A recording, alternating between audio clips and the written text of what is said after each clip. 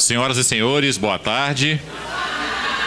Vamos, por gentileza, ocupar os respectivos lugares para que possamos iniciar esse importante evento promovido pela Comissão Permanente de Educação da Câmara Municipal de Betim, que realiza hoje, por intermédio da Comissão Permanente de Educação, a presente audiência pública, com o intuito de discutir o tema Marco Regulatório do Terceiro Setor e a Educação Infantil.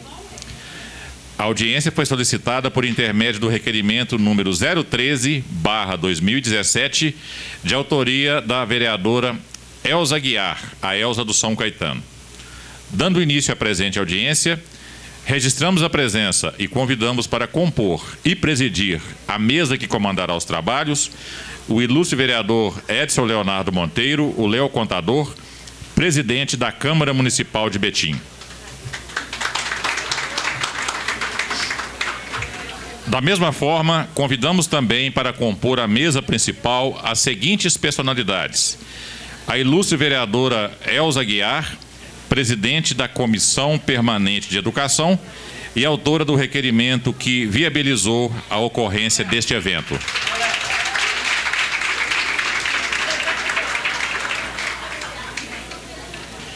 O doutor Tomás Aquino, procurador-geral do município de Belo Horizonte.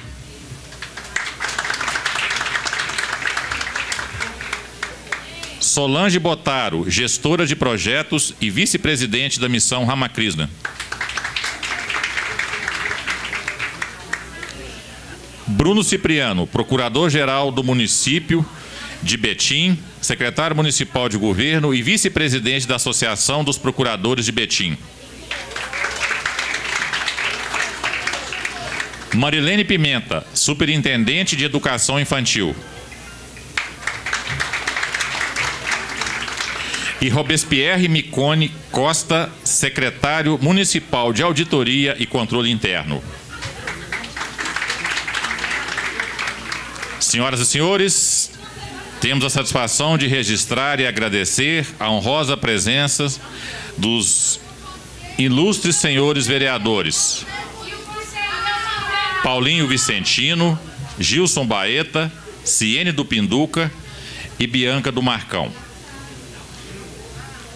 Neste momento, senhoras e senhores, temos a satisfação de convidar as seguintes personalidades para ocupar lugar na tribuna de honra desta casa: Ellen Isis Mendes, secretária municipal de Educação; Américo Amarante Neto, superintendente da Ramakrishna; Luiz Fernando de Souza Oliveira, coordenador do Sindiúti; José Luiz Rodrigues, presidente do Conselho Municipal de Educação;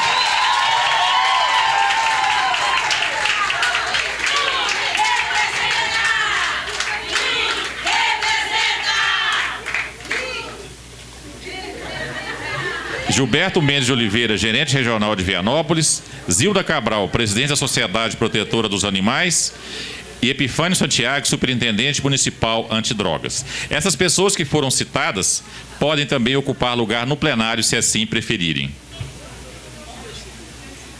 Este Poder Legislativo agradece a honrosa presença também dos senhores, das senhoras, dos valorosos servidores da educação infantil que aqui comparecem para abrilhantar este evento, bem como os profissionais de imprensa que aqui também comparecem para ilustrar esse acontecimento com sua competente cobertura profissional. Dito isso, senhoras e senhores, temos a satisfação de passar a palavra para o ilustre vereador Léo Contador, presidente deste Poder Legislativo.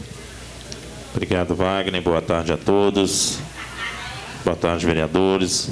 Boa tarde à mesa, ao público presente, a Elza, por esse momento, discutir o marco do terceiro setor, e gostaria de convidar o vereador Gilson Baeta para fazer a leitura do versículo bíblico, por favor.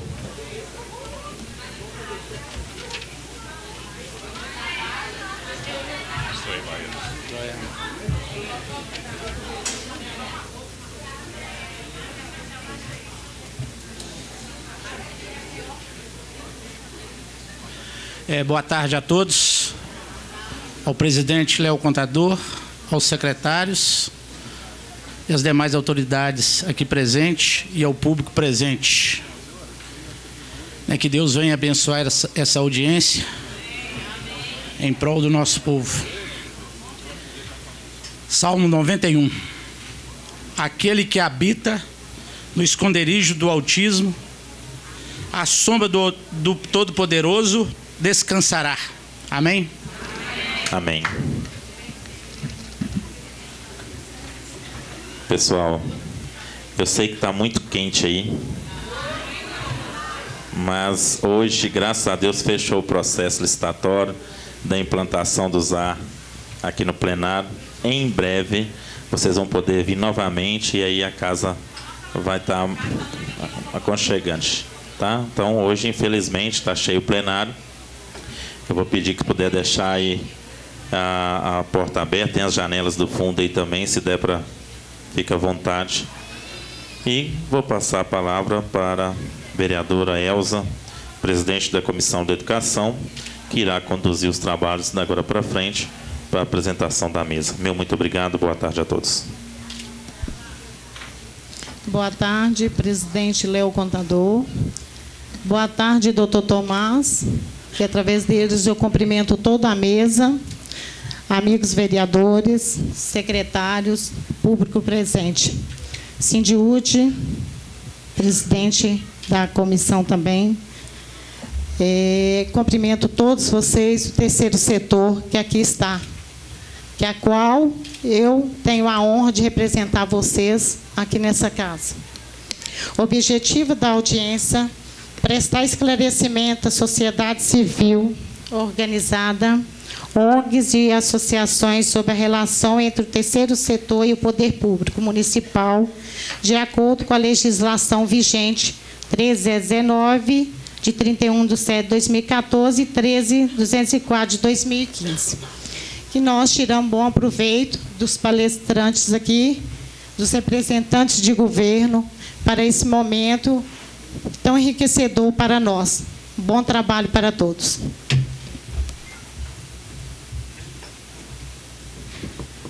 Senhoras e senhores, para iniciarmos os pronunciamentos, passamos a palavra ao doutor Tomás Aquino, procurador-geral do município de Belo Horizonte, advogado especializado em controle externo da administração pública, terceiro setor e intersetorialidade de justiça. Aposentado do Ministério Público de Minas Gerais, onde atuou por 23 anos. Dr. Tomás falará sobre o marco regulatório e o porquê da lei.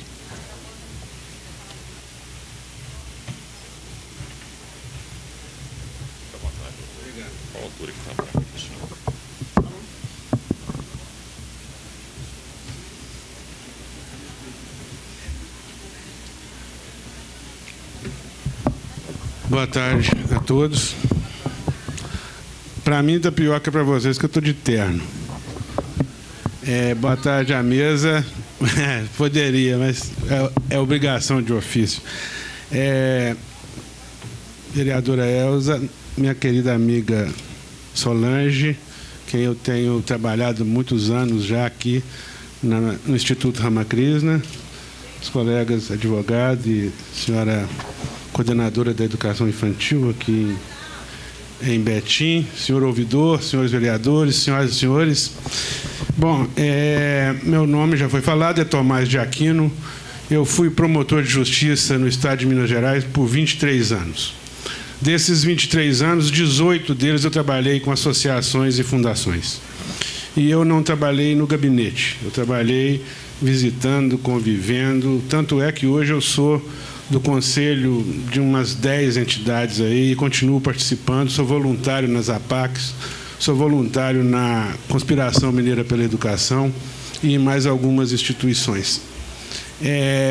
Um dos motivos de eu ter aceito o cargo de procurador-geral do município de Belo Horizonte, quando eu fui convidado pelo prefeito Alexandre Calil, o qual eu devo registrar, eu o conheci no dia que ele me convidou para ser procurador-geral do município,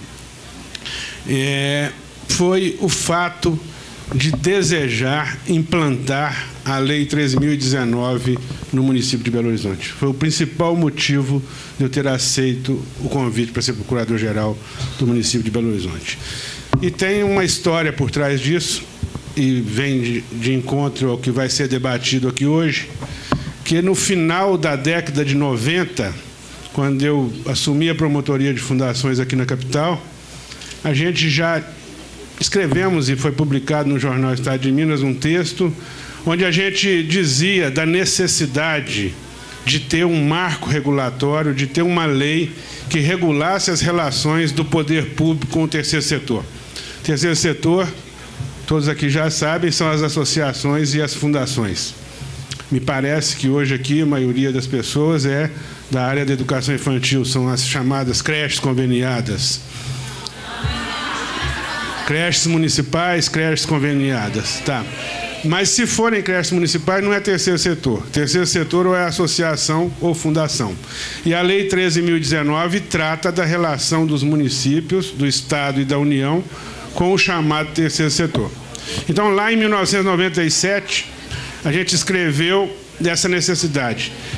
Em 1998, 1999 até 2000 foram acontecendo encontros de pessoas vinculadas ao terceiro setor e aos governos debatendo essa questão.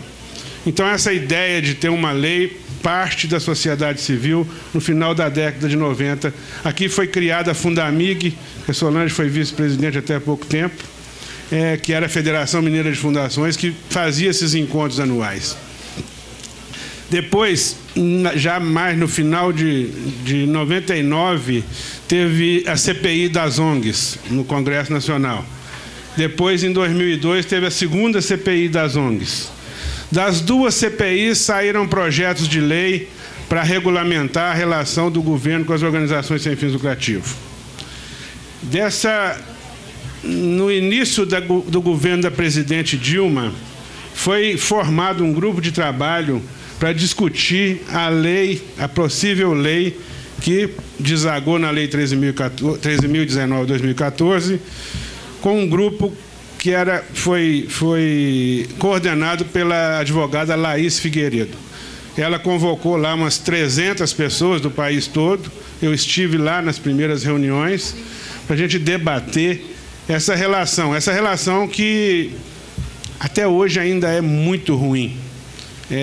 Quem faz o serviço público e faz com qualidade e faz com esforço fica quase que dependente do poder público, que maltrata essas organizações, atrasando repasse, pagando valor baixo e muitas vezes não compreendendo e respeitando as necessidades das organizações. Então, nesse sentido, o debate evoluiu e foi para o Congresso Nacional o projeto de lei lá no primeiro semestre do governo Dilma. Quando chegou esse projeto de lei no Congresso, já tinha lá os 2 projetos da CPI das ONGs. E tinha mais uma dezena ou 2 dezenas de projetos de lei que tratavam das chamadas ONGs lá no Congresso Nacional.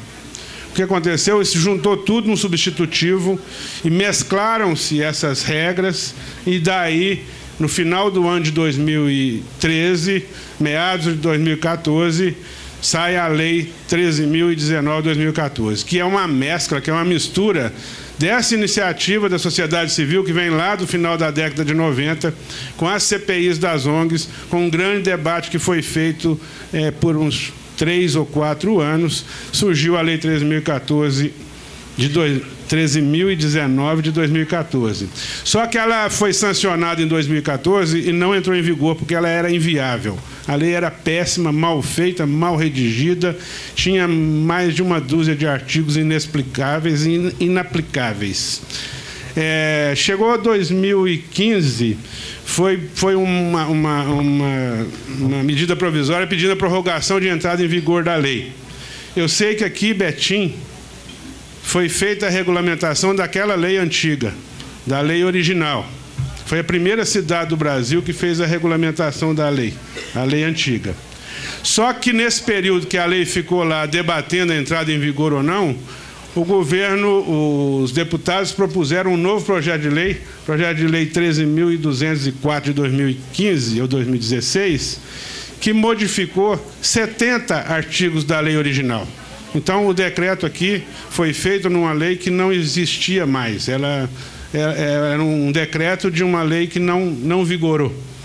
E essa lei modificou completamente a 13.019 e entrou em vigor para os estados e para a União em janeiro, dia 22 de janeiro de 2016, e para os municípios agora em janeiro de 2017.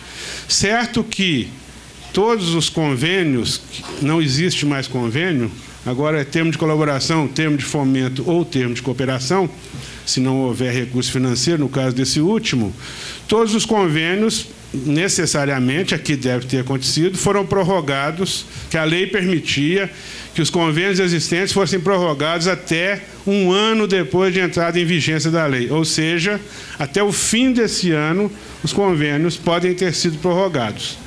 Agora tem que ter muito cuidado, porque nessas prorrogações não dá para fazer aditivo. Prorroga-se o que existia e foi prorrogado no último dia de dezembro do ano passado, e a partir do 1º de janeiro desse ano não se muda mais o que foi prorrogado. O que pode acontecer, já aconteceu lá em Belo Horizonte, é um novo termo já na vigência da nova lei, da 13.019. Mas aqui em Betim, a lei 13.019/2014 já estava em vigor. Por quê?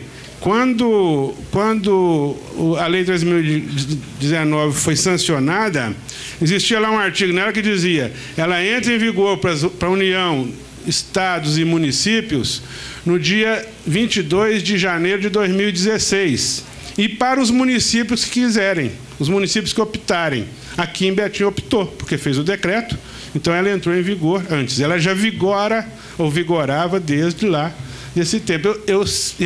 Eu compreendo, e talvez o procurador possa nos explicar aqui, que era totalmente inviável a aplicabilidade, porque era uma lei que era um decreto que regulamentava regras que já não mais existiam. Mas a entrada em vigor da lei, aqui em Betim, foi em 22 de janeiro de 2016. Tá? Mas agora, no geral, em todos os municípios, ela entrará em vigor. Entrou em vigor em 1º de janeiro, mas vai ter validade, vamos chamar assim, para a renovação desses termos a partir do começo de 2018. Mas eu repito e insisto, é possível, é viável, é plenamente lícito que se façam, mesmo existindo convênio prorrogado, um termo de colaboração, um termo de fomento com essas organizações que estão atendendo às demandas do poder público. Essa lei, que é chamada Marco Regulatório do Terceiro Setor, na verdade, o nome dela está equivocado, porque não é Marco Regulatório